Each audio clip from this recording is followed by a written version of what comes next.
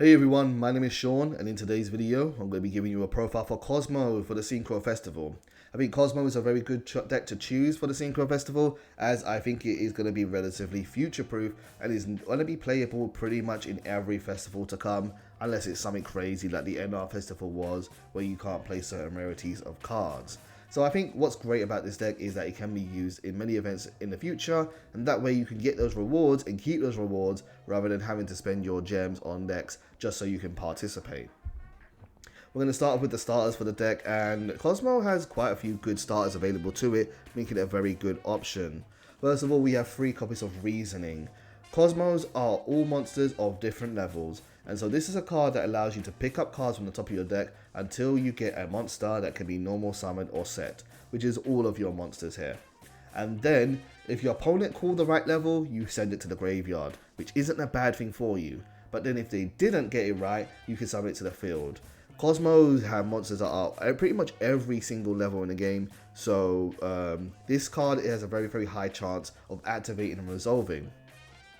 Then we have 1 copy of Terraforming, which will search out your field spell, and then we have 3 copies of Allure of Darkness.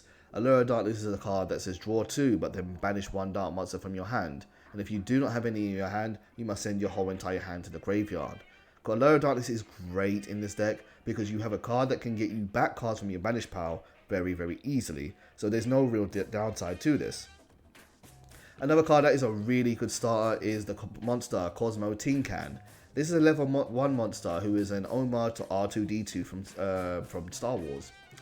This card allows you to, once per turn during the end phase, pay 500 life points to choose any 3 Kozmo cards with different names from your deck, and your opponent randomly chooses 1 for you to add to your hand, and the rest you send to the graveyard. With the way this deck is built, it doesn't matter if the cards go to the graveyard because you're going to have a way to get them back anyway. So Kozmo Town basically gives you access to 3 monsters out of your deck almost immediately. It's really good and very reliable. But also Kozmo Tin Can is a level 1 psychic monster, meaning it can be summoned by the starter card 1 for 1, and it can also be summoned out by emergency teleport. 2 really good spell cards that can get to the field quite easily. With 1, 2, 3, 4, 5, 6, 7, 8, 9, 10, 11, 12, 13 starters available to you, this deck is going to be very consistent overall. We're now going to look at extenders for the deck. Decks that help you continue your plays, get your monsters to the board, special summon, and so on, but require a little bit of requirements before you can use them. This is going to basically apply to all of your Kozmo cards. Kozmos, if you do not know, are split up into 2 types of cards. You have the Kozmo Pilots, which are the psychic monsters that fly the ships, and then you have the ships themselves, which are machine monsters. All the Kozmo psychic monsters and all of the pilots basically have card effects that allow you to summon out a monster that is a higher level than itself from your hand to the field. And these are all quick effects, which is really powerful. To give you an example of what this means, when you use Kozmo Tin Can's effect, you get to choose 3 monsters to add to your hand, and then during your opponent's turn, you can then summon that monster out to the field. So if you get a card like Dark Destroyer, you've pretty much immediately got access to a 3000 attack monster. That is really good and very powerful, and all of these cards can be special summoned in that way, as long as it's not a monster of the same level. Furthermore, all of your Kozmo ship cards have a special effect, in that if this card is destroyed by battle or card effect and sent to the graveyard, you can banish this card from your graveyard to summon a lower level Kozmo monster from your deck. This allows you to level climb down the chain in order to other cards. So Dark Destroyer can then summon out the level 7 monster Forerunner. Forerunner can then go to the level 6 Landwalker. Landwalker can go to level 5 Dark Lady, or can go to Slip Rider. Slip Rider can go down to Wicked Witch. Wicked Witch doesn't have that effect, she's a pilot, and then once you get to a pilot you kind of have to stop or then summon another monster from your hand. They're really great extender effects, and they support each other very well. Furthermore, Farm Girl. Farm Girl is an amazing extender for when this card does battle damage to your opponent, you can pay 500 life points and add 1 Kozmo card from your deck to your hand. This card allows you to almost do an OTK when you summon out another big monster. So you can attack directly with a card like Kozmo Farm Girl. Well, actually no, let me tell you the proper OTK. you need Kozmo, Farm Girl on the field, and any other ship.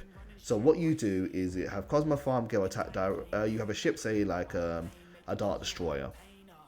Dart Destroyer attacks directly, does 3,000 attack to your opponent. Then you attack with Farm Girl does 1,500, and then you pay 500 to get another Dart Destroyer. And then Dart Destroyer has an effect which can destroy one of your cards, and even if you destroy one of your cards by Battle War card effect and send it to the graveyard, you get the effect to summon another ship. So Kozmo Dart Destroyer can destroy another ship to trigger its effect to summon an additional ship. And this is the way you pull out a lot of damage very, very quickly, and it can lead to an OTK. Also, Strawman works well as an extender, where you can pay 500 life points to choose one of your banished Kozmo monsters and summon it to the field, but its effects are negated and it is destroyed during the end phase. This works really well with your ships like Dart Destroyer, for when the card is summoned to the field and then destroyed, it will then trigger its effect to go and get you more cards. So it's very, very powerful overall. Other extenders for the deck that we have are cards that summon cards out from the graveyard and the Banish Pile. Now it's up to you what you choose from here. I see so many different Kozmo profiles that do different things, and they're all super rare, so work with what you have. First of all, we have Back to the Front, which targets one monster in your graveyard and summons it to the field. Then you have Call of the Haunted, which does the same thing, but summons it in attack position, so it can't summon in defense. What's good about Call of the Haunted is if your opponent tries to destroy this card, it will destroy the monster that is summoned. And normally that's a downside, but in a Kozmo deck, that's actually a benefit, for where you can summon back a big ship like Kozmo Dart Destroyer, and then when it is destroyed by Call of the Haunted, you get to summon out another one from your deck. So it's absolutely fine whatsoever. Storm Dragon's Return works both of these cards, but for the Banish Pile. So if you use a card effect like Allure of Darkness, or you use a ship and banish these cards from your graveyard to summon out another monster, you can get them back with Storm Dragon's Return. What's really cool about Storm Dragon's Return is that the monster that is summoned to your field is returned to your hand during the end phase. This is really good for recycling your ships, so that when they go back to your hand, they can then be summoned out by your pilots again and then brought to the field later on. So it's a great way of getting them to where they need to be, especially when you consider the Kozmo cards that have removal effects like Dart Destroyer. The last extender, and it's a very, very important one, is Kozmo Town. Kozmo Town says once per turn, you can target one of your banished Kozmo monsters and return it to the hand. But if you do, you lose life points equal to its original level times 100. This works really nicely with Allure Darkness, where you can play Allure, banish a Dark monster, and then get it back almost immediately thanks to Kozmo Town. Then, once per turn, you can also mulligan your hand by revealing any number of Kozmo monsters in your hand and shuffle them into the deck. Really good if your hand is a little bit bricky, and let's say you have too many pilots and you really want some ships, it gives you a chance to maybe draw into them. Finally, if this card in the field zone is destroyed by a card effect, you can add one Kozmo card from your deck to your hand. This combines really, really well with one of your protection cards, Landwalker, who can choose what gets destroyed when your opponent tries to destroy one of your Kozmo cards. And so you can deliberately make it pop Kozmo Town, and then Kozmo Town will get its search effect to search any Kozmo card from your deck to your hand. There's a lot of value in this extender, and it's very, very good. We're now going to move on to removal cards. Removal cards are cards which get rid of your opponent's cards essentially. What's great about this is that your Kozmo cards do a lot of the work here for you. Dart Destroyer, when it is summoned or normal summoned to the field, can destroy one monster on the field. This is really, really good, and it can be done in either player's turn. Because this can be summoned during your opponent's turn, it almost turns this 3000 attack monster into a hand trap, kind of like Ghost Ogre and Snow Rabbit. So this is really, really good, and why we don't really need to play hand traps in a deck like this is because of their effects. Now, while Dart Destroyer destroys monsters on the field, you have Slip Rider, which destroys spells and traps. He's a little bit weaker, 2300, level 5 monster, but it's still pretty respectable, and it's good for getting rid of your opponent's cards. Now, sometimes you don't want to be able to destroy just any a monster or spell trap specifically. Sometimes you want to be able to just get rid of a card without targeting it. And the answer to that is Kozmojo. Kozmojo is a very powerful normal card which says target one monster you control and destroy it. And if you do, banish one card your opponent controls in their graveyard or on their field, or that they control.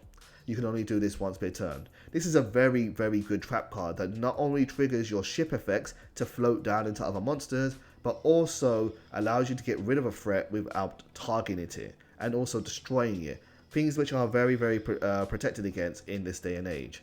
So Kozmojo is a fantastic form of removal. We're now going to move on into protection effects, things that stop you from losing, that interrupt your opponent's effects, and negate. So, first of all, we're going to start off with one of my favorites, and that's going to be Kozmo Wicked Witch.